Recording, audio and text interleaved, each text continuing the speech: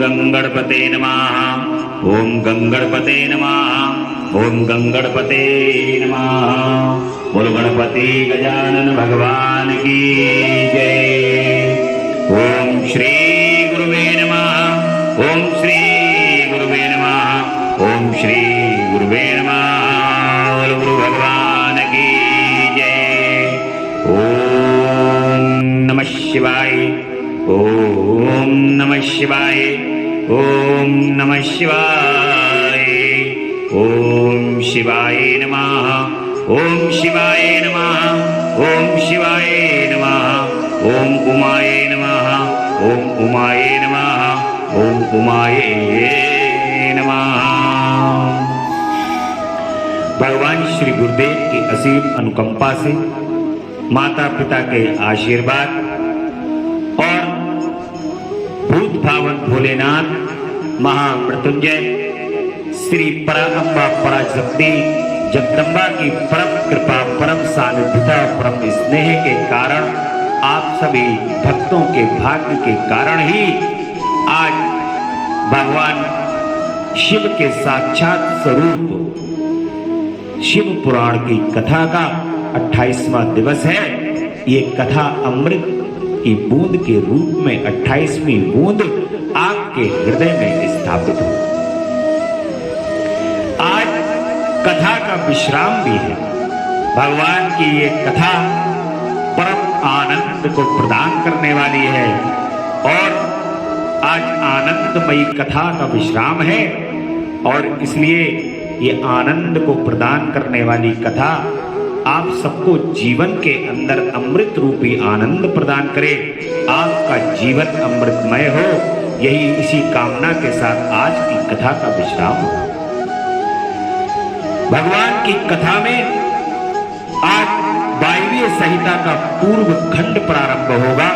इस पूर्व खंड में प्रयाग में ऋषियों द्वारा सम्मानित सूत जी के द्वारा कथा का आरंभ हुआ है और विद्या स्थानों एवं पुराणों का परिचय तथा वायु संहिता का प्रारंभ।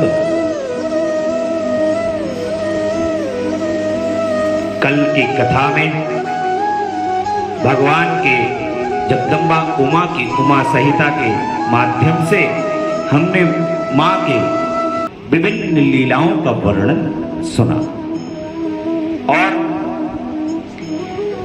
किस प्रकार से ऋषि लोग कहते हैं कि हमें भगवान का किस प्रकार से पूजन करना चाहिए, ध्यान करना चाहिए, ये सारी विधियां बताई हैं। ऐसा ही वायवीय संहिता के पूर्व खंड में भी इसी प्रकार की ऋषियों द्वारा भगवान की लीलाओं को और उनकी किस प्रकार से उनका पूजन करना चाहिए।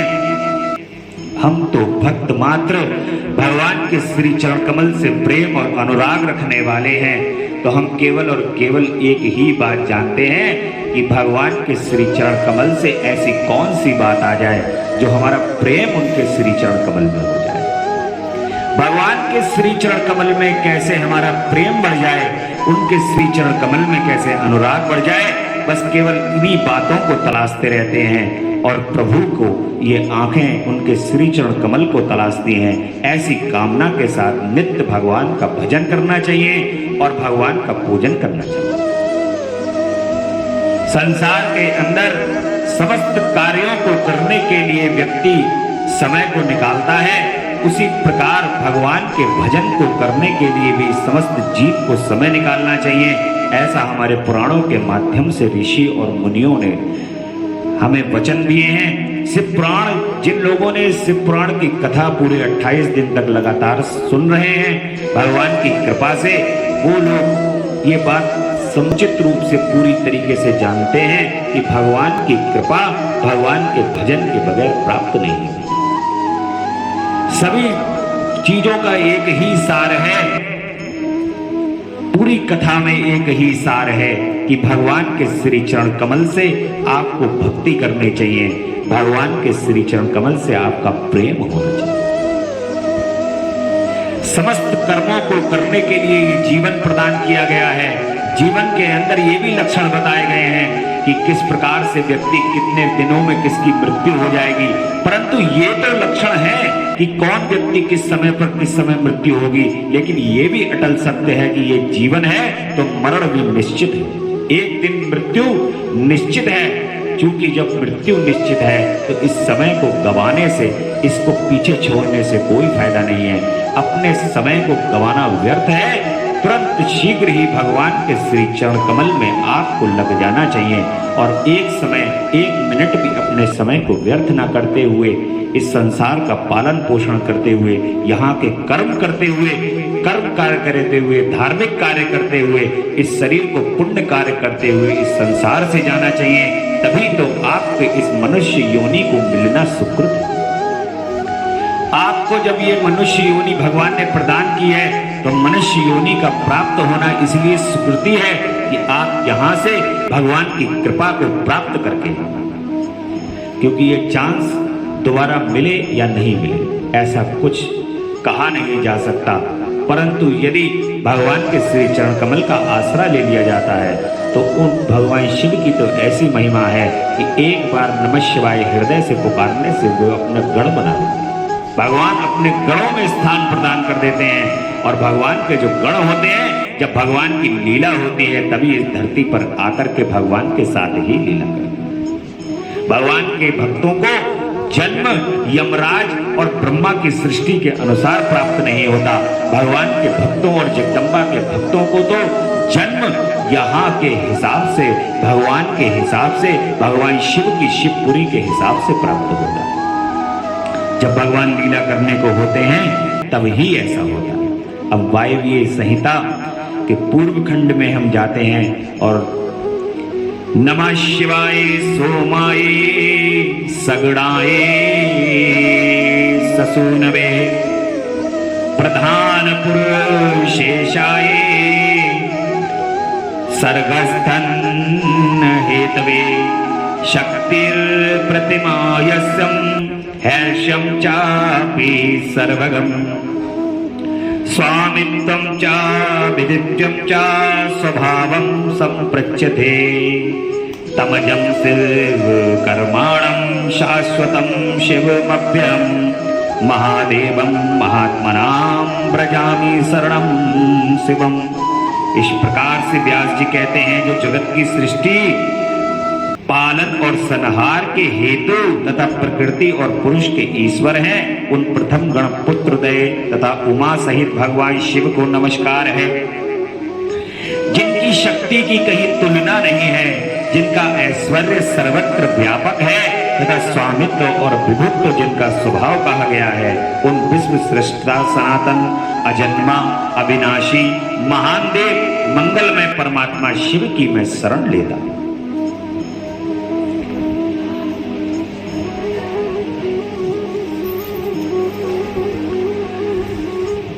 मुनियों द्वारा की हुई पूजा को ग्रहण करके सूत जी ने उनकी प्रेरणा से अपने लिए बताए गए उपयुक्त आसन को स्वीकार किया। उस समय महर्षियों ने अनुकूल वचनों द्वारा उनका सत्कार करते हुए उन्हें अत्यंत अभिमुख करके यह बात कही कि शिव भक्त श्रोमणी महाबुद्धिमान महाभाग रोमर्षण जी, आप सर्वज्ञ हैं और हमारे महान सौभाग्य से यहाँ पधारे हैं। तीनों लोकों में ऐसी कोई बात नहीं है जो आपको विदित ना हो। आप भाग्यवश हमें दर्शन के लिए स्वयं यहाँ आ गए, अतः अब हमारा कोई कल्याण किए बिना आपको यहाँ से व्यर्थ नहीं जाना चाहिए। इसलिए आप हमें शीघ्र वह पवित्र पुराण सुनाएं जो अत्यंत श्रवणीय, उत्तम तथा ज्ञान से युक्त वेदांत के सारस्वत में संपन्न है। वेदवादी मुनियों ने जब इस प्रकार प्रार्थना की तब सूत जी ने मधुर न्याय युक्त एवं शुभ वचन से उन्हें इस प्रकार उत्तर दिया कि महर्षियों, आपने मेरा सत्कार किया है और मुझ पर कृपा की है। ऐसी दशा में आपसे प्रेरित होकर मैं आपके समक्ष महर्षियों द्वारा सम्मानित पुराण का भली भांति प्रवचन क्यों नहीं करूंगा। अब मैं महादेव जी, देवी पार्वती, कुमार स्कंद, गणेश जी, नंदी तथा सप्तवती साक्षात भगवान व्यास को प्रणाम करके उस समय पवित्र देवतुल्य पुराण की कथा कहूंगा जो शिव तत्व के ज्ञान का सागर है और भोग एवं मोक्ष को फल को देने वाला साक्षात साधन है। विद्या के संपूर्ण स्थानों का पुराणों की संख्या और उनकी उत्पत्ति का विवरण दे रहा हूं। आप लोग मुझसे 6 विषय को ध्यान पूर्वक सुने। 6 वेदांग हैं, 4 वेद हैं, मीमांसा, विस्तृत न्याय शास्त्र है, पुराण और धर्मशास्त्र, ये 14 विद्याएं हैं। देखिए सभी हिंदू धर्म के अंदर ये सब लोग सनातन धर्म है। यदि सनातनी हैं तो आप लोगों के लिए ये शिक्षा भी है। इस वीडियो के माध्यम से और यहाँ पर साक्षात उपस्थित हुए आप लोग ये बात पूरी तरीके से अपने हृदय के अंदर धारण कर लें कि हमारे सनातन धर्म में कौन कौन से शास्त्र हैं, कितने वेद हैं और किसकी उत्पत्ति कैसे हुई है, ये सुनना अति आवश्यक है। आप लोग मुझसे इस विषय को ध्यानपूर्वक सुने कि 6 वेदांग हैं, 4 वेद हैं, मीमांसा विस्तृत न्याय शास्त्र है, पुराण है, धर्मशास्त्र है, ये 14 तरीके की विद्याएं हैं। इसके साथ आयुर्वेद, धनुर्वेद, गंधर्व वेद और उत्तम अर्थशास्त्र को भी गिन लिया जाए तो ये विद्याएं 18 हो जाती हैं। इन 18 विद्याओं के मार्ग एक दूसरे से भिन्न हैं। इन सबके निर्माता त्रिकालदर्शी विद्वान साक्षात भगवान शूलपाणी भगवान शिव हैं, ऐसा श्रुति का कथन है। संपूर्ण जगत के स्वामी उन भगवान शिव को जब समस्त संसार की सृष्टि करने की इच्छा हुई तब उन्होंने सबसे पहले अपने सनातन पुत्र साक्षात ब्रह्मा जी को उत्पन्न किया और अपने प्रथम पुत्र विश्व योनि ब्रह्मा को परमेश्वर शिव ने जगत की सृष्टि का ज्ञान प्राप्त करने के लिए पहले ये सब विद्याएं दी। उसके बाद उन्होंने पालन करने के लिए भगवान श्री हरि को नियुक्त किया और उन्होंने जगत की रक्षा करने के लिए उन्हें शक्ति प्रदान की। वे भगवान विष्णु ब्रह्मा जी के ही पालक हैं। ब्रह्मा जी विद्या प्राप्त करके जब प्रजा की सृष्टि के लिए विस्तार कार्य में लगे तब उन्होंने संपूर्ण शास्त्रों में पहले पुराणों को ही स्मरण किया और उन्हीं को वे प्रकाश में पुराणों के प्रकट होने के अनंतर उनके 4 मुखों से चारों वेदों का प्रादुर्भाव हुआ। फिर उन्हीं के मुख से संपूर्ण शास्त्रों की प्रवृत्ति हुई। तो सबसे पहले 4 वेद बने और 4 वेदों से ही सभी पुराणों की रचना हुई है, सभी शास्त्रों की रचना हुई। द्वापर में भगवान श्री हरि सत्यवती के गर्भ से उसी तरह प्रकट हुए जैसे अरणी से आग प्रकट होती है। उस समय उनका नाम श्री कृष्ण द्वैपायन हुआ। मुनिवर श्री कृष्ण द्वैपायन ने वेदों को संक्षिप्त करके उन्हें 4 भागों में विभक्त किया। इस प्रकार 4 भागों में वेदों का व्यास करने से लोक में वेद व्यास के नाम से विख्यात हुआ। इसी प्रकार उन्होंने पुराणों को संक्षिप्त करके 4 लाख श्लोकों में सीमित किया। आज भी देवलोकों में पुराणों का विस्तार से कोटि श्लोकों में वर्णन। देवलोक यानी कि ऊपर स्वर्गलोक में इंद्र आदि देवताओं के पास जो पुराण हैं हमारे, उनका विस्तार से वर्णन है। लेकिन वेद व्यास जी ने मनुष्यों की सुविधा के लिए इस मृत्यु लोक पर उसको सरल कर दिया है और मंत्रों को कम कर दिया। उपनिषदों जो द्विज 6 अंगों और उपनिषदों सहित 4 वेदों को जानता है किंतु पुराणों को नहीं जानता, वह श्रेष्ठ विद्वान नहीं हो सकता। इसलिए इतिहास और पुराणों से वेद की व्याख्या करें। जिसका ज्ञान बहुत कम है अर्थात जो पौराणिक ज्ञान से शून्य है, ऐसे पुरुष से वेद यह सोचकर डरता है कि यह मुझ पर प्रहार कर बैठेगा। वेद जो है उसमें लिखा हुआ है कुछ और, पुराणों में लिखा है। तो वेद और पुराण चूंकि एक ही भाषा है, वेदों से ही पुराणों को बनाया गया है, तो वेद भी ये बात सुनकर के डरते हैं कहीं कोई अज्ञानी व्यक्ति इसका वर्णन कर देगा और अज्ञानी व्यक्ति के वर्णन करने से कहीं ऐसा ना हो कि मुझे लांछन लग जाए। इस प्रकार यह मुझ पर प्रहार कर बैठेगा। सर्ग प्रतिसर्ग वंश मनमंत्र और वंशानुचरित ये पुराण के 5 लक्षण हैं। छोटे और बड़े के भेद से 18 पुराण बताए। अब ये पुराण कौन कौन से हैं? 18 तरीके के जो पुराण हैं इनको सुनना अति आवश्यक है कि कौन कौन से पुराण। देखिए ब्रह्म पुराण है, विष्णु पुराण है, भागवत पुराण है, नारद पुराण है, अग्नि पुराण है, लिंग पुराण है, स्कंद पुराण है, कूर्म पुराण है और पद्म पुराण है, शिव पुराण है, भविष्य पुराण है, मार्कंडेय पुराण है, ब्रह्म वैवर्त पुराण है, 12 पुराण है, वामन पुराण है, मत्स्य पुराण है, गरुड़ पुराण है और ब्रह्मांड पुराण है। ये 18 तरीके के पुराण हैं। इन पुराणों में का पवित्र क्रम है। इसमें शिव पुराण चौथा है जो भगवान शिव से संबंध रखता है और सब मनोरथों का साधक है।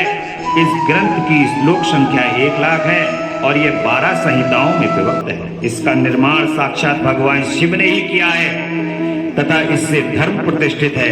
वेद व्यास ने इस 1,00,000 श्लोक वाले शिव पुराण को संक्षिप्त करके 24,000 वाले श्लोक का कर दिया। इसमें 7 संहिताएं हैं। पहली विंध्येश्वर संहिता, दूसरी सूत्र संहिता, तीसरी शतरुद्र संहिता, चौथी कोटिरुद्र संहिता, 5वीं उमा संहिता, 6ठी कैलाश संहिता और 7वीं वायवीय संहिता है। इस प्रकार इसमें 7 ही संहिता हैं। जैसा कि पूर्व में आपको बताया जा चुका है भगवान के पुराण के बारे में।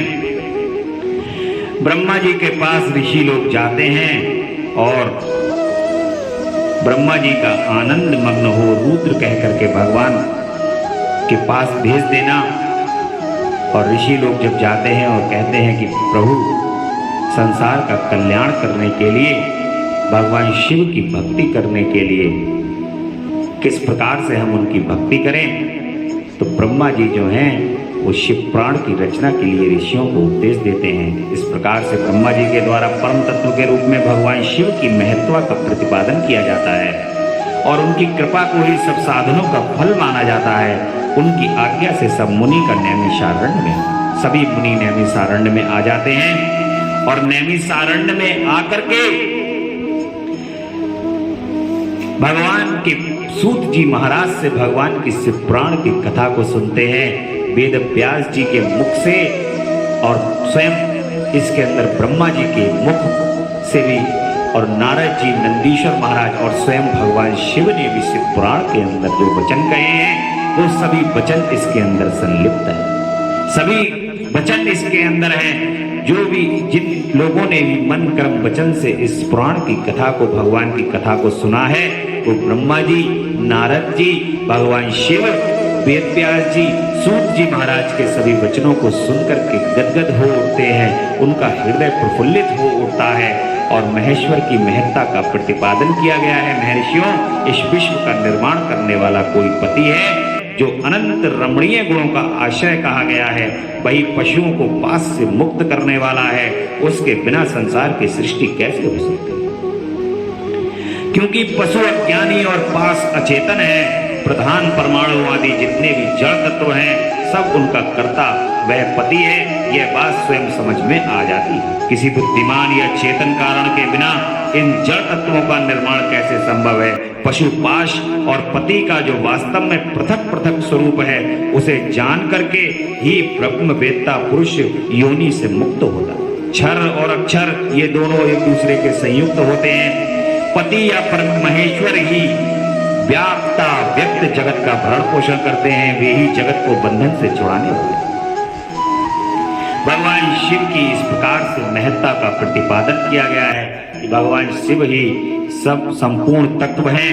ब्रह्मा जी की मूर्छा मुख से रुद्रदेव का प्राकट्य, संप्राण और ब्रह्मा जी के द्वारा 8 नामों से महेश्वर की स्तुति, रुद्र की आज्ञा से ब्रह्मा द्वारा सृष्टि की रचना, ये आप पूर्व में भगवान की कथा को ब्रह्मा जी के माध्यम से पढ़ चुके हैं कि ब्रह्मा जी को भगवान शिव ने किस प्रकार से सृष्टि को रचना करने के लिए कहा है। भगवान रुद्र के ब्रह्मा जी से मुख से प्रकट होना और रुद्र जो है वह भगवान ब्रह्मा जी के मुख से प्रकट होते हैं, ये भी पूर्व में आप कथा सुन चुके हैं। भगवान की बड़े ही ब्रह्मा जी द्वारा अर्धनारीश्वर की स्तुति, ये कथा भी कि ब्रह्मा जी ने भगवान शिव की स्तुति की है और अर्धनारीश्वर भगवान की ब्रह्मा जी के द्वारा अर्धनारीश्वर स्वरूप की स्तुति और ब्रह्मा जी का, भगवान शिव का प्राकट्य, रुद्र का प्राकट्य ब्रह्मा जी के मुख से होता है। महादेवी के शरीर से देवी जी का प्राकट्य और देवी के भूमध्य भाग से शक्ति का प्रादुर्भाव। आप ये बात जानते हैं, पूर्व में भी आपको बताया है, जो भगवान शिव हैं वही शक्ति हैं, जो शक्ति हैं वही शिव हैं। इसलिए भगवान शिव से ही शक्ति प्रकट हुई है और शक्ति से भगवान शिव प्रकट हुए हैं। इस प्रकार भगवान देवी के भूमध्य भाग से शक्ति का प्रादुर्भाव हुआ है। ये कथा भी आप पूर्व में भगवान की सुन चुके हैं शिव पुराण के माध्यम से। भगवान शिव का पार्वती पार्षदों के साथ मंदरांचल पर जाकर के शुंभ निशुंभ के वध के लिए ब्रह्मा जी की प्रार्थना से शिव पार्वती को काली कहकर काली का गौरी होने के लिए तपस्या के निमित्त जाने की आज्ञा मांगना, ये कथा भी आप भगवान की सुन चुके हैं। इस प्रकार से ये आप भगवान के शिव पुराण की कथाओं का स्मरण कर चुके हैं। वायवीय संहिता हमें संक्षिप्त रूप में भगवान के परिचय और उनकी कथा के परिचय को सुनाती है। और गौरी देवी के व्याघ्र को अपने साथ ले जाने के लिए ब्रह्मा जी से आज्ञा मांगना, ब्रह्मा जी का उसे दुष्कर्मी बताकर रोकना, देवी का शरणागत को त्याग देने से इनकार करना, ब्रह्मा जी का देवी की महत्ता बताकर अनुमति देना और देवी का माता पिता से मिलकर मंदरांचल को जाना। अब मंदरांचल पर्वत पर माँ पार्वती जी की ये जो कथा है, ये भी आप पूर्व में सुन चुके हैं। और अग्नि और सोम के स्वरूप का विवेचन, जगत की अग्नि शोमात्मकता का प्रतिपादन किस प्रकार किया गया है, ये कथा आपको सुननी चाहिए। पार्वती देवी का समाधान करते हुए महादेव जी ने ये बात क्यों कही कि पूर्ण विश्व अग्नि शोमात्मक एवं बागार्थक है, ऐश्वर्य का सार एकमात्र आज्ञा ही और व्याज्ञा तुम होता। इस विषय में हम क्रमशः यथार्थ बातें सुनना चाहते हैं। वायुदेव बोले, मैं क्यों रुद्रदेव का जो घोर तपोमय शरीर है उसे अग्नि कहते हैं और अमृतमय सोम शक्ति का स्वरूप है, क्योंकि शक्ति का शरीर शांति कारक है। जो अमृत है वह प्रतिष्ठा नामक कला है और जो तेज है वह साक्षात विद्या नामक कला है। संपूर्ण सूक्ष्म भूतों में वे ही दोनों रस और तेज हैं। तेज की वृत्ति दो प्रकार की होती है, एक सूर्य रूपा है और दूसरी अग्नि रूपा। इसी तरह रस वृत्ति भी दो प्रकार की होती है, एक सोम रूपणी है, दूसरी जल रूपणी है। तेज विद्युत आदि के रूप में उपलब्ध होता है तथा रस मधुर आदि के रूप में। तेज और रस के भेदों में ही इस चराचर जगत को धारण कर रखा है। अग्नि से अमृत की उत्पत्ति होती है और अमृत रूप घी से अग्नि की वृद्धि होती है। अतः अग्नि और सोम की दी हुई आहुति जगत के लिए हितकारक है। इसलिए घी, अग्नि और सोम की दी हुई आहुति जगत के लिए हितकारक है। शस्य संपत्ति भविष्य का उत्पादन करती है, वर्षा शस्य को बढ़ाती है।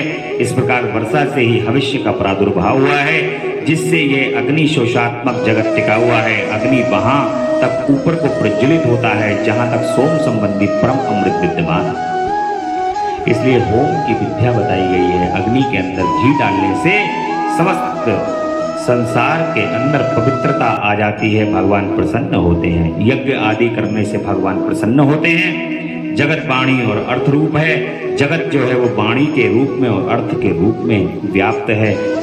और शिव शास्त्रों में प्रसिद्ध तथा दूसरे जो भी तत्व हैं वे सब के सब कलाओं द्वारा यथा योग्य व्याप्त हैं। परा प्रकृति जो आदिकाल में 5 परिणाम हुए हैं वे ही निवृत्त आदि कलाएं। इस प्रकार भगवान, देखिए भगवान शिव जो हैं वो प्रकृति के स्वरूप हैं। तो ये जितनी भी कलाएं हैं, संगीत हैं, नृत्य है, ये सब भगवान शिव के ही स्वरूप हैं। इसलिए आपने देखा होगा भगवान का एक नटराज अवतार है, नटराज। और वो नटराज भगवान जो हैं वो परम नृत्य इत्यादि के अंदर सभी को पारंगत कर देते हैं। भगवान की कृपा, जब नटराज भगवान प्रसन्न होते हैं तो गीत संगीत नृत्य के अंदर लोग पारंगत हो जाते हैं।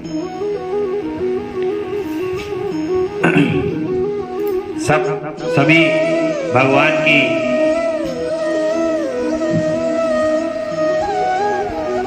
आपने भगवान शिव की ब्रह्मा आदि पंचमूर्तियां, ईशान आदि ब्रह्मूर्ति तथा पृथ्वी एवं शर्व आदि अष्टमूर्तियों का परिचय और उनकी सर्वव्यापकता का वर्णन पूर्व में सुन चुके हैं कि किस प्रकार से भगवान की अष्टमूर्तियां हैं।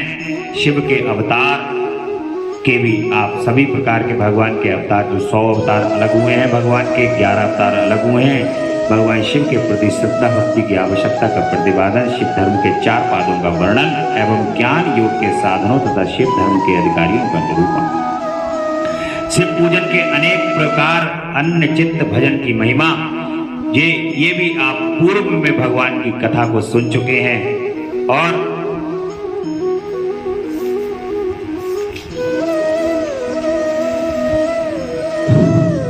इस प्रकार से भगवान की कथा, पंचाक्षर मंत्र की महिमा शुरुआत में, प्रारंभ में आपने सुनी त्रिविध दीक्षा का निरूपण।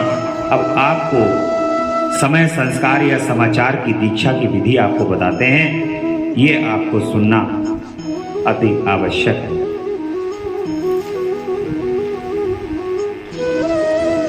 देखिए यहां पर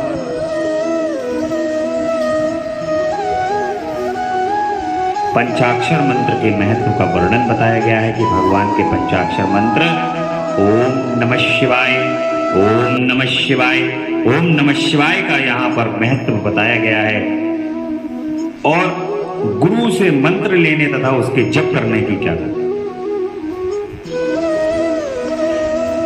5 प्रकार के जप तथा उनकी महिमा, मंत्र गणना के लिए विभिन्न प्रकार की मालाओं का महत्व तथा अंगुलियों के उपयोग का वर्णन, जप के लिए उपयोगी स्थान तथा दिशा, जप में वर्जनीय बातें, सदाचार का महत्व और आस्तिकता की प्रशंसा तथा पंचाक्षर मंत्र की विशेषता का यहाँ पे वर्णन आपको अवश्य सुनना चाहिए।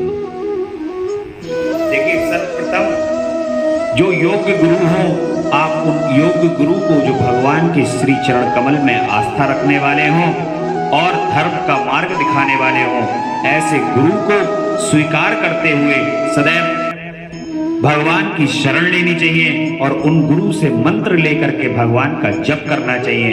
जो गुरु से मंत्र लेकर के भगवान के जप को करते हैं वे परम गति को प्राप्त होते हैं और भगवान की उनको प्राप्ति हो, ऐसा निश्चित है। वरानने आज्ञाहीन, क्रियाहीन, श्रद्धाहीन तथा विधि के पालनात् आवश्यक दक्षिणा से हीन जो जप किया जाता है वह सदा निष्फल होता है। मेरा स्वरूप भूत मंत्र आज्ञा सिद्ध, क्रिया सिद्ध और श्रद्धा सिद्ध होने के साथ ही दक्षिणा से भी युक्त हो तो उसकी सिद्धि होती है और उससे महान फल प्राप्त होता है। शिष्य को चाहिए कि पहले तत्ववेत्ता, आचार्य, जपशील, सद्गुण संपन्न, ध्यान योग परायण एवं ब्राह्मण गुरु की सेवा में उपस्थित हो। मन में शुद्ध भाव रखते हुए प्रयत्न पूर्वक उन्हें संतुष्ट करें। ब्राह्मण साधक अपने मन, वाणी, शरीर और धन से आचार्य का पूजन करें। यह वह वैभव हो तो गुरु को भक्ति भाव से हाथी, घोड़े, रत्न, क्षेत्र, ग्रह आदि अर्पित करें। जो अपने लिए सिद्धि चाहता हो वह धन के दान में कृपणता ना करे। तदंतर सब सामग्रियों सहित अपने आप को गुरु की सेवा में अर्पित कर दे। इस प्रकार यथाशक्ति निश्चल भाव से गुरु की विधिवत पूजा करके गुरु से मंत्र एवं ज्ञान का उपदेश क्रमशः ग्रहण करें। इस तरह संतुष्ट हुए गुरु अपने पूजक शिष्य को जो 1 वर्ष तक उसकी सेवा में रह चुका हो, गुरु की सेवा में उत्साह रखने वाला हो, अहंकार रहित हो और उपवास पूर्वक स्नान करके शुद्ध हो गया हो, पुनः विशेष शुद्धि के लिए पूर्ण कलश में रखे हुए पवित्र द्रव्य युक्त मंत्र शुद्ध जल से नहलाकर चंदन, पुष्पमाला, वस्त्र और आभूषणों द्वारा अलंकृत करके उसे सुंदर वेशभूषा से विभूषित। ये किस प्रकार से गुरु से दीक्षा ली जाती है और गुरु और शिष्य का क्या संबंध है। देखिए गुरु और शिष्य का संबंध है पुत्र और बेटे के, पिता और पुत्र का ये संबंध है। गुरु पिता की भांति अपने शिष्य को धीरे धीरे मांझता रहता है। ये संबंध गुरु ब्रह्मा, गुरु विष्णु, गुरुदेवो महेश्वरा, गुरु साक्षात परब्रह्म तस्मै श्री गुरुवे नमः। अखंड मंडलाकारं व्याप्ति येन चराचरं तत्पदं दर्शितं देवं तानमामि गुरुदेव। बोल गुरु भगवान की जय। इस प्रकार गुरु अपने शिष्यों को नित्य नई नई परीक्षा लेकर के निखारते रहते हैं और शिष्यों में जब निखार आता रहता है तो गुरु अति प्रसन्न हो। गुरु की प्रसन्नता से शिष्य जो है वो निखरते हैं, क्योंकि गुरु यदि आपको प्रेम भाव से बैठाल करके आपसे बातचीत करेगा तो आपके अंदर कदापि निखार नहीं आएगा। गुरु की डांट से और उनके कार्यों से आपके अंदर निखार की उत्पत्ति हो। इसलिए तत्पश्चात शिष्य से समुद्र तट पर, नदी के किनारे, गौशाला में, देवालय में, किसी भी पवित्र स्थान में अथवा घर में सिद्धिदायक काल आने पर, शुभ तिथि पर, शुभ नक्षत्र पर, सर्वदोष रहित शुभ योग में गुरु अपने शिष्य को अनुग्रह विधि के अनुसार मेरा ज्ञान दे। एकांत स्थान में अन्य अत्यंत प्रसन्न चित्त हो उच्च स्वर से हम दोनों के उस उत्तम मंत्र का शिष्य से भली भांति उच्चारण कराएं। बारंबार उच्चारण कराकर शिष्य को इस प्रकार आशीर्वाद दें, तुम्हारा कल्याण हो, मंगल हो, शोभन हो, प्रिय हो। इस प्रकार गुरु शिष्य को मंत्र और आज्ञा प्रदान करें। इस प्रकार गुरु से मंत्र और आज्ञा पाकर शिष्य एकाग्र चित्त हो संकल्प करके पुनश्चरण पूर्वक प्रतिदिन उस मंत्र का जप करता रहे। जब तक जिए तब तक अनन्य भाव से तत्परता पूर्वक नित्य 1008 मंत्रों का जप किया है। जो ऐसा करता है वह परम गति को प्राप्त होता है। जो प्रतिदिन संयम में रहकर केवल रात में भोजन करता है और मंत्र के जितने अक्षर हैं उतने लाभ का चौगुना जप आदर पूर्वक पूरा कर देता है, वह पौराश्रिक कहलाता है। जो पुनश्चरण करके प्रतिदिन जप करता रहता है उसके समान इस लोक में दूसरा कोई होता नहीं। वह सिद्धिदायक सिद्ध हो जाता है। साधक को चाहिए कि वह शुद्ध देश में स्नान करके सुंदर आसन पर बैठकर अपने हृदय में तुम्हारे साथ मुझ शिव का और अपने गुरु का चिंतन करते हुए उत्तर या पूर्व की ओर मुंह करके मौन भाव से बैठे। चित्त को एकाग्र कर तथा दहन प्लावन आदि के द्वारा पांचों तत्वों का शोधन करके मंत्र का न्यास करें। कहा जाता है कि इस प्रकार से गुरु के पूजन की महत्ता बताई गई है। और एक बात अपने जीवन के अंदर, आपके जीवन में जो भी गुरु हो, आप एक बात ये बात गांठ बांध के रख लीजिए कि मोक्ष मूलम गुरु वाक्यम, ज्ञान मूलम गुरु वाक्यम, मोक्ष मूलम गुरु कृपा। यानी कि गुरुदेव ने जो बात आपसे कही है, अगर आपको वो बात अच्छी भी नहीं लग रही है तब भी उस बात को पलट करके किसी भी व्यक्ति को अपने गुरु से नहीं कहना चाहिए, क्योंकि ज्ञान मूलम गुरु वाक्यम, गुरु के जो वाक्य हैं वो ज्ञान का मूल है। और मोक्ष मूलम गुरु कृपा, जब भगवान गुरुदेव कृपा कर देते हैं, जैसे एक बात मुझे यहाँ पर स्मरण आ रही है, उस बात के अंदर बाबा रामकृष्ण परमहंस ने स्वामी विवेकानंद को, उनकी परीक्षा लेने के लिए, परम ज्ञानी थे स्वामी विवेकानंद, और स्वामी विवेकानंद को मोक्ष की प्राप्ति के लिए बाबा रामकृष्ण परमहंस और बड़े योगी थे, और स्वामी विवेकानंद भी बहुत योगी थे। जब स्वामी विवेकानंद योग में बैठते थे तो उनके दिमाग के अंदर तमाम तरीके की बातें चलती थी और योग से भ्रमित हो गए। जब वे योग से भ्रमित हो गए तो बाबा के पास गए कि बाबा मेरा तो मन पूजा पाठ में लगता ही नहीं है अब। तो भगवान कहते हैं कि तुम पूरे पहले संसार, अमेरिका वगैरह सब जगह को घूम आते हैं। तो बाबा कहते हैं अब तुम आश्रम में थोड़े दिन रुको। बाबा आश्रम में रोक लेते हैं स्वामी विवेकानंद को। स्वामी विवेकानंद आश्रम में सेवा करते हैं। एक दिन सेवा करते करते करते करते बाबा कहते हैं, स्वामी विवेकानंद भी सोचते हैं इतने दिन हो गए आश्रम में रुके हुए, सेवा करता हूँ, झाड़ू पोछा सब काम कर रहा हूँ, और ये सब काम करते करते मुझे जो मेन बात है वो तो करा ही नहीं रहे। सारी चीजें हो रही हैं लेकिन ध्यान वाला जो काम है, योग वाला जो काम है वो तो सिखा ही नहीं रहे हैं। लेकिन गुरु जो है जब तक आपको मांझ नहीं लेता है तब तक आपके कार्यों को कराता नहीं है। एक दिन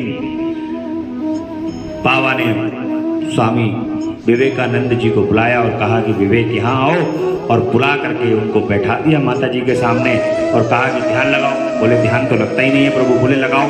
बैठा दिया, जबरदस्ती आंख बंद करके बैठा दिया। जैसे ही बाबा रामकृष्ण परमहंस ने उनके सिर पर हाथ रखा, सिर पर हाथ रखते ही सारे चक्र खुल जाते हैं स्वामी विवेकानंद के।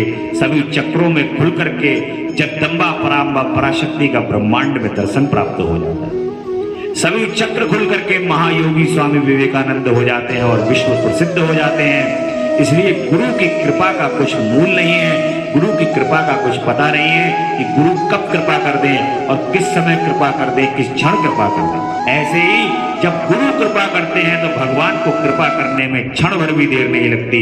जो आपको चीजें दुर्लभ हो लगती हैं वही चीजें भगवान की कृपा लगने लगती है, यही सुलभ है। क्योंकि भगवान पर जाने का जो रास्ता है वो गुरु के माध्यम से ही है। जब गुरु भगवान पर जाने का रास्ता बताते हैं कि इस प्रकार चलो, इस प्रकार जाओ, तब भगवान का रास्ता पता चलता है। और भगवान का रास्ता बताने का सारा कार्य जब गुरु बताते हैं तो भगवान भी प्रसन्न होते हैं और अति प्रसन्न होकर के शीघ्र दर्शन प्रदान करते हैं। त्रिविध दीक्षा का निरूपण है, शक्तिपातक की आवश्यकता तथा उसके लक्षणों का वर्णन है, गुरु का महत्व, ज्ञानी गुरु से ही मोक्ष की प्राप्ति होती है तथा गुरु के द्वारा शिष्य की परीक्षा। श्री कृष्ण कहते हैं कि आपने मंत्र का महामंत्र तथा उसके प्रयोग का विधान बताया जो साक्षात वेद के तुल्य है। अब मैं उत्तम शिव संस्कार की विधि सुनना चाहता हूँ, जिसे मंत्र ग्रहण प्रकरण में आपने कुछ सूचित किया था, वह बात मुझे भूली नहीं हो। उपमन्यु ने कहा कि अच्छा, मैं तुम्हें शिव द्वारा कथित परम पवित्र संस्कार का विधान बताता हूँ जो समस्त पापों को शोधन करने वाला है। मनुष्य जिसके प्रभाव से पूजा आदि में उत्तम अधिकार प्राप्त कर लेता है, उस षट शोधन कर्म को संस्कार कहते हैं।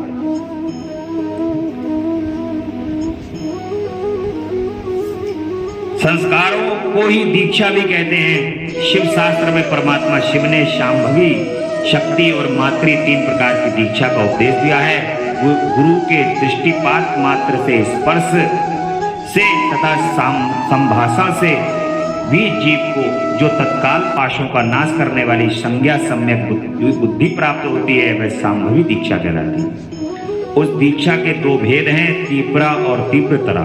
पाशों के छीण होने से जो शीघ्रता या मंदता होती है, उसी के भेद से ये 2 भेद हुए हैं। जिस दीक्षा से तत्काल सिद्धि या शांति प्राप्त होती है, वही तीव्रतारा मानी गई। जीवित पुरुष के पाप का अत्यंत शोधन करने वाली जो दीक्षा है, उसे तीव्रा कहा गया है। गुरु योग पढ़ना शिष्य के शरीर में प्रवेश करके ज्ञान वृद्धि से जो ज्ञानवती दीक्षा देते हैं, वह शक्ति कही गई है। क्रियावती दीक्षा को मातृ दीक्षा कहते हैं। इसमें पहले होम कुंड और यज्ञ मंडप का निर्माण किया जाता है, फिर गुरु बाहर से मंद या मनंतर उद्देश्य को लेकर शिष्य का संस्कार करते हैं। शक्तिपात के अनुसार शिष्य गुरु के अनुग्रह का भाजन होता है। शैव धर्म का अनुसरण कर शक्तिपात मूलक है। अतः संक्षेप में उसके विषय में निवेदन किया गया है। जिस शिष्य में गुरु की शक्ति का पात नहीं हुआ, उसमें शुद्धि नहीं आती तथा उसमें ना तो विद्या, ना शिवाचार, ना मुक्ति और ना ही सिद्धियां होती। अतः प्रचुर शक्तिपात के लक्षणों को देखकर गुरु ज्ञान अथवा क्रिया के द्वारा शिष्य का शोधन करे। जो मोहवश इसके विपरीत आचरण करता है, वह दुर्बुद्धि नष्ट हो जाती है। तथा गुरु सब प्रकार से शिष्य का परीक्षण करे। उत्कृष्ट बोध और आनंद की प्राप्ति की शक्तिपात का लक्षण है। क्योंकि वह परम शक्ति प्रबोध नंद रूपिणी ही है। आनंद और बोध का लक्षण है। अतः करण में विकार, अब अंतःकरण द्रवित होता है तथा बाह्य शरीर में कंप, रोमांच और स्विकार, नेत्र विकार और अंग विकार प्रकट होते हैं। शिष्य भी शिव पूजन आदि में गुरु का संपर्क प्राप्त करके अथवा उनके साथ रह करके उनमें प्रकट होने वाले उन लक्षणों से गुरु की परीक्षा करे। शिष्य गुरु का शिक्षणीय होता है और उसके गुरु के प्रति गौरव होता है। इसलिए सर्वथा प्रयत्न करके शिष्य ऐसा आचरण करे जो गुरु के गौरव के अनुरूप हो। जो गुरु है वह शिव कहे गए हैं और जो शिव है वह गुरु माना गए हैं। विद्या के आकार में शिव ही गुरु बनकर विराजमान है। जैसे शिव वैसी विद्या, जैसी विद्या है वैसे गुरु है। शिव विद्या और गुरु के पूजन से समान फल मिलता है। शिव सर्वदेवात्मक है और गुरु सर्व मंत्रमय है। अतः संपूर्ण यत्न से गुरु की आज्ञा को सुधार करना चाहिए। यदि मनुष्य अपना कल्याण चाहने वाला और बुद्धिमान है तो वह गुरु के प्रति मन, वाणी और क्रिया द्वारा कभी मिथ्याचार, कपटपूर्ण बर्ताव न करे। गुरु आज्ञा दे या ना दे, शिष्य सदा अपना हित, सदा उनका हित और प्रिय करे। उनके सामने और पीठ पीछे उनका कार्य करता रहे। ऐसे आचार से युक्त गुरु भक्त और सदा मन में उत्साह रखने वाला जो गुरु का प्रिय कार्य करने वाला शिष्य है, वही शैव धर्मों के उपदेश का अधिकारी है। यदि गुरु गुणवान, विद्वान, परम आनंद का प्रकाशक, तत्ववेत्ता और शिव भक्त है तो वही मुक्ति देने वाला है, दूसरा कोई नहीं है। ज्ञान उत्पन्न करने वाला जो परम आनंद जनित तत्व है, उसे जिसने जान लिया है वही आनंद का साक्षात्कार करा सकता है। ज्ञान रहित नाम मात्र का गुरु ऐसा नहीं कर सकता। नौकाएं एक दूसरे को पार लगा सकती हैं, किंतु क्या कोई शिला दूसरी शिला को तार सकती है? नाम मात्र के गुरु से नाम मात्र की ही मुक्ति प्राप्त हो सकती है। जिन्हें तत्व का ज्ञान है वे ही स्वयं मुक्त होकर दूसरों को भी मुक्त करते हैं। तत्वहीन को कैसे बोध होगा कि बोध के बिना कैसे आत्मा का अनुभव होगा? जो आत्मानुभव से शून्य है वह पशु कहलाता है, और पशु की प्रेरणा से कोई पशु को नहीं लांघ सकता। अतः तत्वज्ञ पुरुष ही मुक्त और मोचक हो सकता है, अज्ञ नहीं। समस्त शुभ लक्षणों से युक्त संपूर्ण शास्त्रों का ज्ञाता तथा सब प्रकार के उपाय विधान का जानकार होने पर भी जो तत्व ज्ञान से हीन है उसका जीवन निष्फल है। जिस पुरुष की अनुभव पर्यंत बुद्धि तत्व के अनुसंधान में प्रवृत्त होती है उसके दर्शन स्पर्श आदि से परमानंद की प्राप्ति होती है। अतः जिसके संपर्क से उत्कृष्ट बोध स्वरूप आनंद की प्राप्ति संभव हो, बुद्धिमान पुरुष उसी को अपना गुरु चुने, दूसरे को नहीं। योग्य गुरु का जब तक अच्छी तरह ज्ञान ना हो जाए तब तक विनयाचार चतुर मुमुक्षु शिष्यों को उनकी निरंतर सेवा करनी चाहिए। उनका अच्छी तरह ज्ञान सम्यक परिचय हो जाने पर अब उनमें सुस्थिर भक्ति करें। जब तक तत्व का बोध प्राप्त न हो जाए तब तक निरंतर गुरु सेवन में लगे रहे। तत्व को ना तो कभी छोड़े और ना ही किसी तरह उसकी उपेक्षा ही करें। जिसके पास एक वर्ष तक रहने पर भी शिष्य को थोड़े से भी आनंद और प्रबोध की उपलब्धि ना हो वह शिष्य उसे छोड़कर दूसरे गुरु का आश्रय ले। गुरु को भी चाहिए कि वह अपने आश्रित ब्राह्मण जातीय शिष्य की या अन्य जातीय 1 वर्ष तक परीक्षा अवश्य करे, क्षत्रिय शिष्य की 2 वर्ष तक और वैश्य की 3 वर्ष तक परीक्षा करे। प्राणों को संकट में डालकर सेवा करने और अधिक धन देने आदि का अनुकूल प्रतिकूल आदेश देकर उत्तम जाति वालों को छोटे काम में लगाकर और छोटों को उत्तम काम में नियुक्त करके उनके धैर्य और सहनशीलता की परीक्षा करनी चाहिए। गुरु के तिरस्कार आदि करने पर भी जो विषाद को नहीं प्राप्त होते हैं वे ही संयमी शुद्ध तथा शिव संस्कार कर्म के योग्य हैं। जो किसी की हिंसा नहीं करते, सबके प्रति दयालु होते हैं, सदा हृदय में उत्साह रखकर सब कार्य करने को उद्यत रहते हैं, अभिमान शून्य होते हैं, बुद्धिमान और स्पर्धा रहित होकर प्रिय वचन बोलते हैं, सरल कोमल स्वच्छ और विनयशील सुस्थिर चित्त शौचाचार से संयुक्त और शिव भक्त होते हैं। ऐसे आचार व्यवहार वाले द्विजातियों को मन वाणी शरीर और क्रिया द्वारा यथोचित रीति से शुद्ध करके तत्व का बोध कराना चाहिए। यह शास्त्रों का निर्णय है। शिव संस्कार कर्म में नारी का स्वतः अधिकार नहीं है। यदि यह शिव भक्त हो तो पति की आज्ञा से ही उक्त संस्कार की अधिकारिणी होती। विधवा स्त्री का पुत्र आदि की अनुमति से और कन्या का पिता की आज्ञा से शिव संस्कार में अधिकार होता है। शूद्रों पतितों और वर्ण संस्कारों के लिए षट शोधन का विधान नहीं है। वे भी यदि परम कारण शिव में स्वाभाविक अनुराग रखते हों तो शिव का चरणोदक लेकर अपने पापों की शुद्धि कर सकते हैं। इस प्रकार से आपको बताया किस प्रकार से हमें गुरु का चयन करना चाहिए और गुरु को किस प्रकार से शिष्य का चयन करना चाहिए। आप ने बड़े विस्तार से गुरु और शिष्य के रिश्ते को समझा। अब भगवान की जो षटशोधन की विधि है मैं आप षटशोधन की विधि पढ़ चुके हैं। गुरु शिष्य की योग्यता को देखकर उसके संपूर्ण बंधुओं की निवृत्ति के लिए षटशोधन करे। कला तत्व भुवन वर्ण पद और मंत्र ये ही संक्षेप में 6 अध्वा कहे गए हैं। निवृत्ति आदि जो 5 कलाएं हैं उन्हें विधान पुरुष कलाध्वा कहते हैं। इस प्रकार से षटशोधन विधि है। षटशोधन की उपमन्यु जी ने यह विधि बताई है और साधक संस्कार और मंत्र महत्व का वर्णन भी उपमन्यु जी ने किया है। योग शिष्य के आचार्य पद पर अभिषेक का वर्णन किया गया है कि संस्कार के विविध प्रकार के निर्देश बताए गए। यहाँ पर बताया गया है कि योग शिष्य के आचार्य पद पर अभिषेक किस प्रकार से किया गया है कि जो योग्य हो शिष्य धर्मज्ञ हो गए हो, गुरु उनको आचार्य के पद पर नियुक्त कर देते हैं और आचार्य पद प्रदान कर देते हैं। अंतर्याग और मानसिक पूजा विधि का वर्णन बताया गया है। भगवान शिव की पूजन विधि का यहाँ पर भी वर्णन किया गया है। जैसे पूर्व में आप भगवान शिव की पंच प्रकार से भी पूजन होती है, षोडशोपचार से भी भगवान का पूजन होता है। विशेष विधि को भी आपने बताया गया है। कुछ बहुत ही संक्षेप में मैं आपको यहाँ पे बताऊंगा कि किस प्रकार से दीपदान के बाद और नैवेद्य निवेदन से पहले आवरण पूजा करनी चाहिए अथवा आरती का समय आने पर आवरण पूजा करनी। वहां शिव या शिवा के प्रथम आवरण में ईशान से लेकर साधन पर हृदय से लेकर अस्त्र पर्यंत का पूजन करें। ईशान में पूर्व भाग में, दक्षिण दिशा में, उत्तर में, पश्चिम में, आग्नेय कोण में, ईशान कोण में, नैऋत्य कोण में, वायव्य कोण में, फिर ईशान कोण के पश्चात चारों दिशाओं में गर्भावरण अथवा मंत्र संघात की पूजा बताई गई है।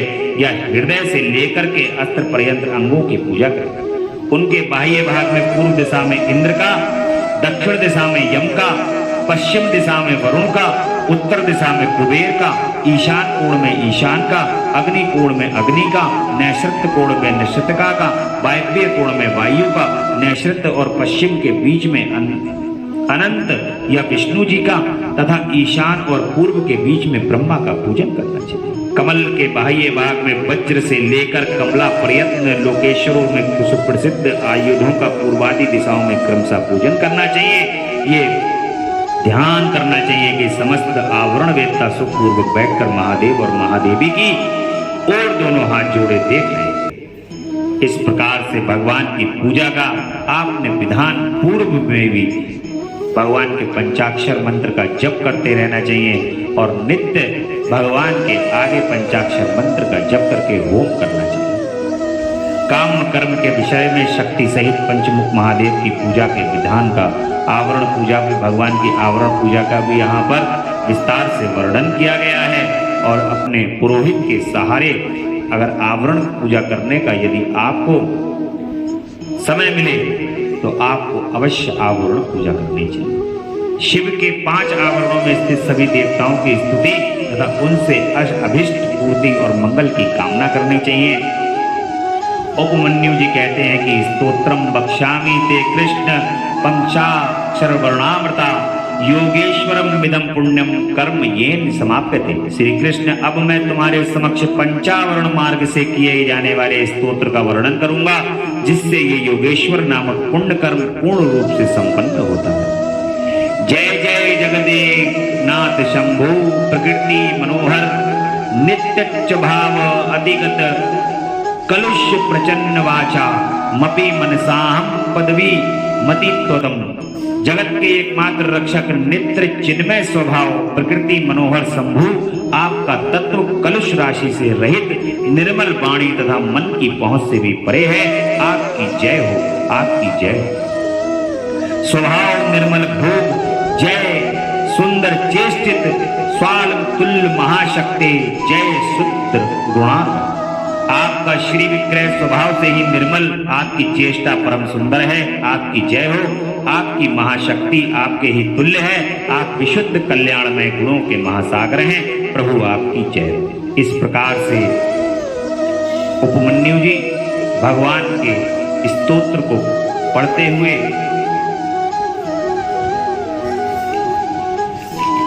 भगवान शिव की यहाँ पर स्तुति कर रहे हैं और ऐहिक फल देने वाले कर्मों और उनकी विधि का वर्णन, शिव पूजन की विधि, शांति, पुष्टि और त्रिविध काम कर्मों में विभिन्न हवनीय पदार्थों का बताया गया है कि किस प्रकार के विभिन्न प्रकार के हवनीय पदार्थों से परलौकिक फल को देने वाले कर्म शिवलिंग महाव्रत की विधि और महिमा का वर्णन भी आप पूर्व में सुन चुके हैं। और इस प्रकार से भगवान की कथा अब विश्राम की ओर जा रही हैं। वायुदेव का अंतर्ध्यान, ऋषियों का सरस्वती से अवृत स्थान और दिव्य तेज का दर्शन करके ब्रह्मा जी के पास जाना, ब्रह्मा जी का उन्हें सिद्धि प्राप्ति की सूचना देकर मेरु के कुमार शिखर पर भेजना, भगवान मेरु के कुमार से मेरुगिरि के स्कंद सरोवर के तट पर मुनियों का सनत कुमार जी से मिलना भगवान नंदी का वहां आना और दृष्टिपात मात्र से पाच्छेदन एवं ज्ञान योग का उपदेश करके चला जाना शिव पुराण की महिमा तथा ग्रंथ का उपसंहार आप जरूर सुनिए कि शिव पुराण की क्या महिमा है। सूत जी कहते हैं कि वहां मेरु पर्वत पर सागर के समान एक विशाल सरोवर है जिसका नाम स्कंद सर। उसका जल अमृत के समान स्वादिष्ट, शीतल, स्वच्छ, अगाध और हल्का है। वह सरोवर सब ओर से स्फटिक मणि के शिलाखंडों द्वारा संगठित हुआ। उसके चारों ओर सभी ऋतुओं में खिलखिलाने वाले फूलों से भरे हुए वृक्ष है उसे आच्छादित किए रहते। उस सरोवर में सेवार, उपल, और कुमुद के पुष्प तारों के समान शोभा पाते हैं और तरंग बादलों के समान उठती रहती है, जिससे जान पड़ता है कि आकाश ही भूमि पर उतरा है। वहां सुखपूर्वक उतरने चढ़ने के लिए सुंदर घाट और सीढ़ियां हैं। वहां की भूमि नीली शिलाओं से आबद्ध है। आठों दिशाओं की ओर से वह सरोवर बड़ी शोभा पाता है। वहां बहुत से लोग नहाने के लिए उतरते हैं, कितने ही नहाकर निकलते रहते हैं। स्नान करके श्वेत यज्ञोपवीत और उज्जवल कौपीन धारण किए, पक्कल पहने, सिर पर जटा अथवा शिखा रखाएगा, मूड़ मुड़ाए, ललाट में त्रिपुंड लगाए, वैराग्य से विमल मुस्कुराते हुए मुख वाले बहुत से मुनि कुमार घड़ों में कमलिनी के पदों के दोनों में सुंदर कमलों से कमंडलों में तथा वैसे ही करकों आदि में अपने लिए दूसरों के लिए विशेषता देव पूजा के लिए वहां से नित्य जल और फूल ले जाते हैं। वहां इष्ट और शिष्य श्रेष्ठ पुरुष जल में स्नान करते देखे जाते हैं। उस सरोवर के किनारे की शिलाओं पर तिलक, फूल और छोड़े हुए पवित्र दृष्टि गोचर होते हैं। वह स्थान स्थान पर अनेक प्रकार की पुष्प बलि आदि दी जाती है। कुछ लोग सूर्य को अर्घ्य देते हैं और कुछ लोग वेदी पर बैठकर पूजन आदि करते हैं। उस सरोवर के तट पर एक कल्प वृक्ष के नीचे हीरे की शिला से बनी हुई वेदी पर कोमल मृग चर्म बिछाकर सदा बाल रूपधारी सनत कुमार जी बैठे थे।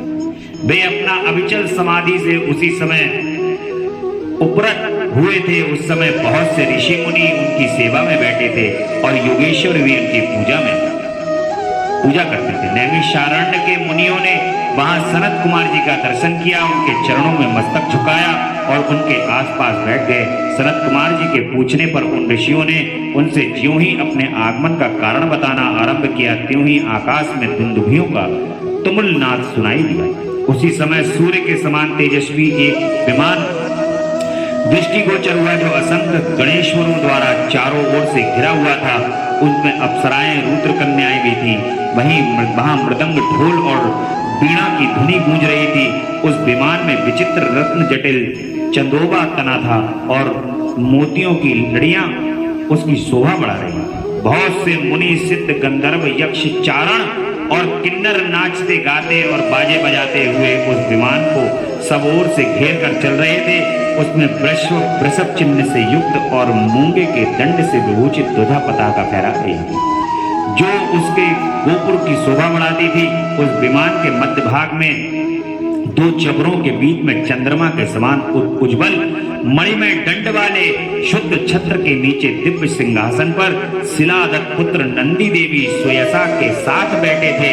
वे अपनी कांति से, शरीर से तथा तीनों नेत्रों से बड़ी शोभा पा रहे। भगवान शंकर को आवश्यक कार्यों की सूचना देने वाले वे नंदी मानव जगत सृष्टा शिव के अनन्य आदेश का मूर्तिमान स्वरूप होकर वहां आए थे। वहां अथवा उनके रूप में मानो साक्षात शंभु का संपूर्ण अनुग्रह ही साकार रूप धारण करके उनके वहां सामने उपस्थित हुआ। शोभाशाली श्रेष्ठ त्रिशूल ही उनका आयुध है।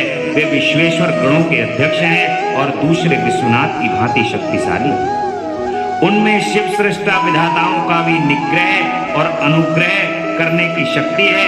उनके चार भुजाएं हैं, अंग अंग में उदारता सूचित होती है।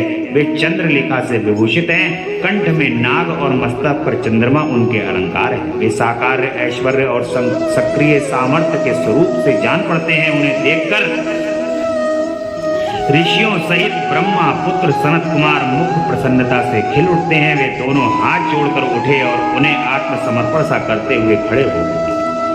इतने में ही वह विमान धरती पर आ गया। सनत कुमार ने देव नंदी को साष्टांग प्रणाम करके उनकी स्तुति की और मुनियों का परिचय देते हुए कहा कि ये 6 कुलों में उत्पन्न ऋषि हैं जो नैमिषारण्य दीर्घ काल में सत्र का अनुष्ठान करते थे।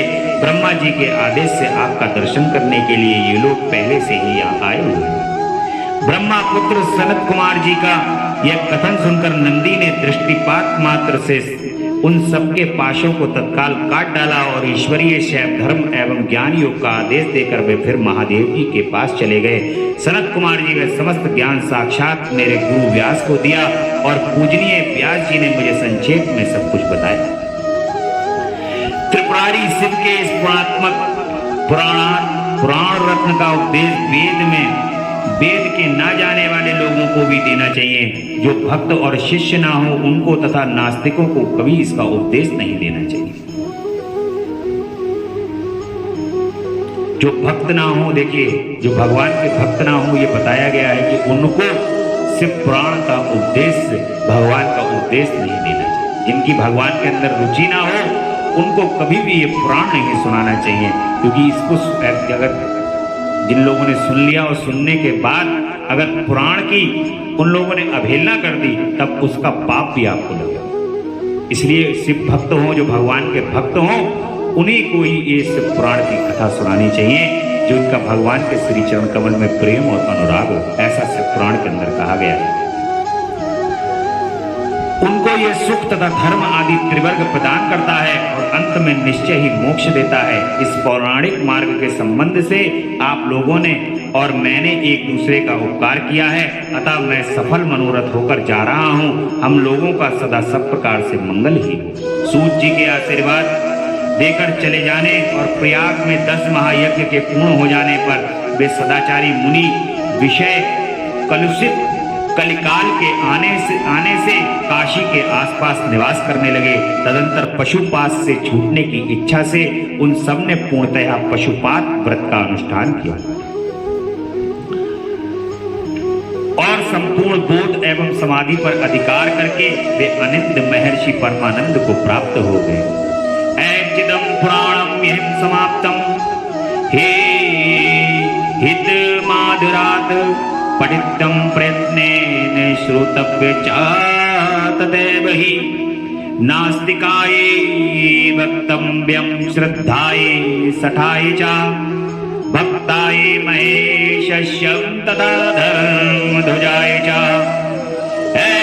ऐच्छित्ताहो बाणं भवेत् पापं हि भस्मसात् अभक्तो भक्तिमाप्नोति भक्तो भक्ति समर्थभागो पुनः श्रुते सा सद्भक्तिर्मुक्ति स्याच्च श्रुते पुनः तस्मात् पुनः पुनश्च श्रोत्यं हि मुमुक्षुं हि पंचवृत्ति प्रकृतवत्या प्राणस्यं सद्यया परं फलं समुद्दिश्यं तत्कानोति न संशया पुरा सत्यं राजानो विप्रावैराश्य सप्तमा सप्तकृत स्वदा दावृत्ता भरतं शिवदर्शनं श्रोष्यं तदापि यच्चेदं मानवो भक्ति तत्परा यं भुक्तो खिलात्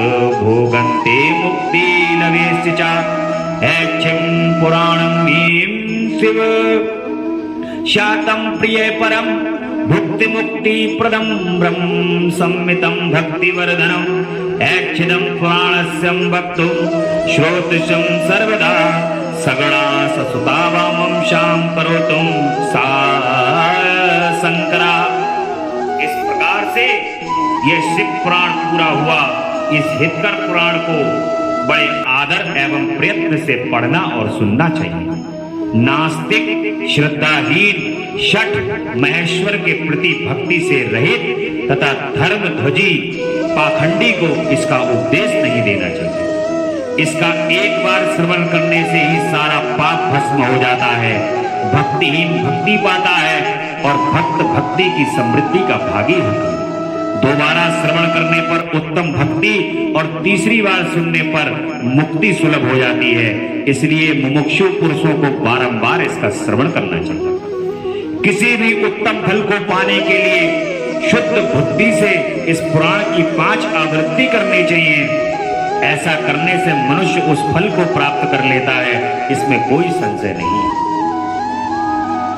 प्राचीन काल के राजाओं, ब्राह्मणों तथा श्रेष्ठ वैश्यों ने इसकी 7 आवृत्ति करके शिव का साक्षात दर्शन किया है। जो मनुष्य भक्ति परायण हो इसका श्रवण करेगा, वह भी इहलोक में संपूर्ण भोगों का उपभोग करके अंत में मोक्ष को प्राप्त कर लेगा। यह श्रेष्ठ शिव पुराण भगवान शिव को अत्यंत प्रिय है। यह वेद के तुल्य माननीय है और भोग और मोक्ष को देने वाला है तथा भक्ति भाव को बढ़ाने वाला है। अपने प्रथम गुणों दोनों पुत्रों तथा देवी पार्वती जी के साथ भगवान शिव इस पुराण के वक्ता और श्रोताओं का सदा कल्याण करें। बोली भक्त वत्सल भगवान की जय, शंकर भगवान की जय, महामृत्युंजय भगवान की जय। शिव पुराण की एक कथा यहाँ पर भगवान भोलेनाथ की असीम कृपा और असीम अनुकंपा से विश्राम ले रही है और भगवान के श्री चरण कमल में प्रार्थना है कि प्रभु ये जिह्वा जो है, ये जो मांस की जिह्वा आपने शरीर के अंदर प्रदान की है, ये आपके गुणगान को करती रहे, आपकी कृपा प्राप्त होती रहे और आपके गुणगान करती रहे, आपका यश, आपका गान करती रहे। इस प्रकार से आपने भगवान की कथा को सुन करके अपने कानों को शुद्ध कर लिया है और हृदय को निर्मल कर लिया। कान को शुद्ध करके और निर्मल हृदय को निर्मल करके और हृदय के अंदर जो आपने अमृत को स्थापित किया है, उस अमृत से इस संसार को अमृत को प्रदान करो और सबको भगवान शिव के प्रेम और चरण और अनुराग की बातें सुनाकर भगवान के श्री चरण कमल में प्रेम और अनुराग की उत्पत्ति।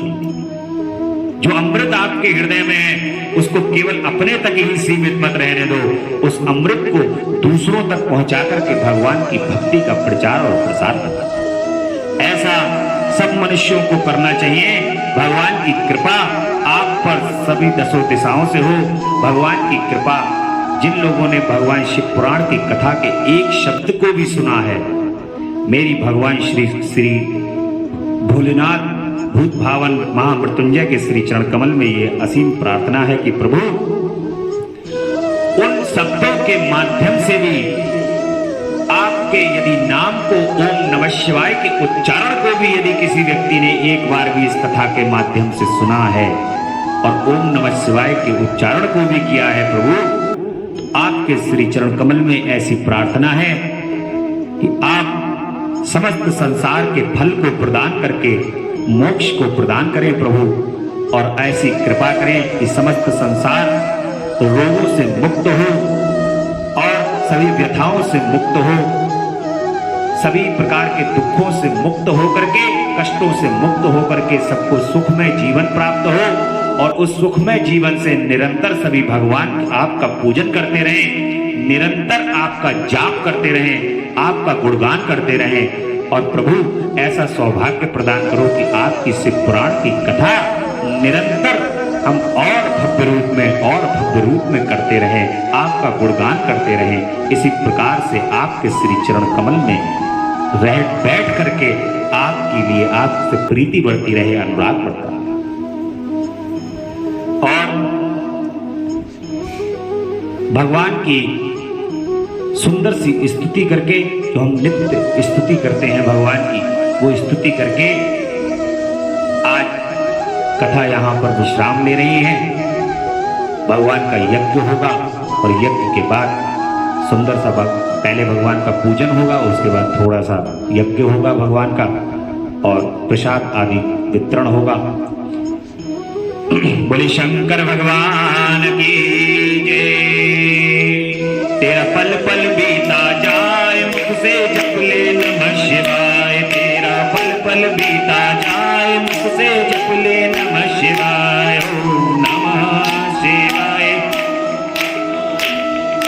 ओम नमः शिवाय, ओम नमः शिवाय, ओम नमः शिवाय, ओम नमः शिवाय, ओम नमः शिवाय। मुसाफिरी जब पूरी होगी चलने की मजबूरी होगी, मुसाफिरी पूरी होगी, चलने की मजबूरी होगी, अवसर खाली न जाए मुख से जप ले नमः शिवाय, अवसर खाली न जाए मुख से जप ले नमः शिवाय।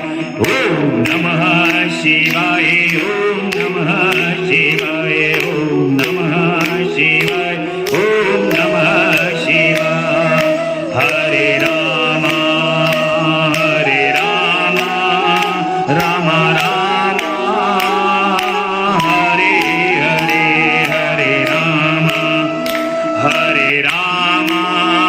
राम राम हरे हरे, हरे कृष्णा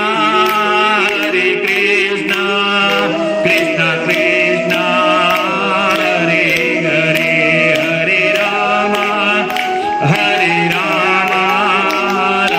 राम हरे हरे, हरे कृष्णा हरे कृष्णा हरे हरे, हरे राम हरे राम हरे हरे, हरे कृष्णा हरे कृष्णा हरे हरे, हरे राम हरे राम हरे हरे, हरे कृष्णा हरे कृष्णा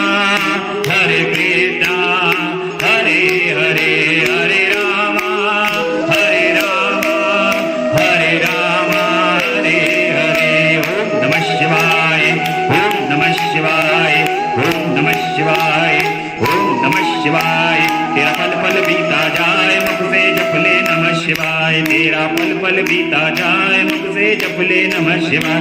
ओम नमः शिवाय, ओम नमः शिवाय, ओम नमः शिवाय, ओम नमः शिवाय, ओम नमः शिवाय, ओम नमः शिवाय, ओम नमः शिवाय, ओम नमः शिवाय, ओम नमः शिवाय, ओम नमः शिवाय। बोले शंकर भगवान की जय, महामृत्युंजय भगवान की जय, जगदम्बा रानी की जय। या देवी सर्वभूतेषु मातृरूपेण संस्थिता, नमस्तस्यै नमस्तस्यै नमस्तस्यै नमो नमः। जय अविनाशी जय कैलाशी शंकर शंभो, हरे हरे करे स्तुति हम भूतेश्वर जगवंदन से डरे डरे। ना जाने हम रूप तुम्हारा, ना स्वरूप ही पहचाने, जान सके न ब्रह्मा विष्णु हम माया कैसे जाने। लेकिन इतना सुनते आए तुम हो सर्प जटाधारी, 3 लोक 14 भुवनों के पिता आप हैं भंडारी। विचरण करते आप सदा ही बैल पीठ पर चढ़े चढ़े। जय अविनाशी जय कैलाशी शंकर शंभो, हरे हरे करे स्तुति हम भूतेश्वर जगवंदन से डरे डरे। दाता सारा ही संसार कहे, शेष बांसुरी बेड़ी बांधे ऊपर गंगे धार बहे। अर्ध चंद्रमा से माथे पर झरझरे अमृत झरता है, आदि अनादि अनंत शिव नहीं जन्मता मरता है। 11 रुद्र 18 सूरज परिक्रमा दे खड़े खड़े। जय अविनाशी जय कैलाशी शंकर शंभो, हरे हरे 14 विश्व देव पवन 49 तुम्हारे दास रहे। 7 समुद्र गर्भ गायत्री का तुम में आवास कहीं, फिर भी भस्म रमाए तन में रुंड मुंड मालाधारी। 3 लोक चरणों में रखते बोले शंकर पुकारी। प्रखर जाप कर नमः शिवाय, प्रखर जाप कर नमः शिवाय, पारे कर गए बड़े बड़े।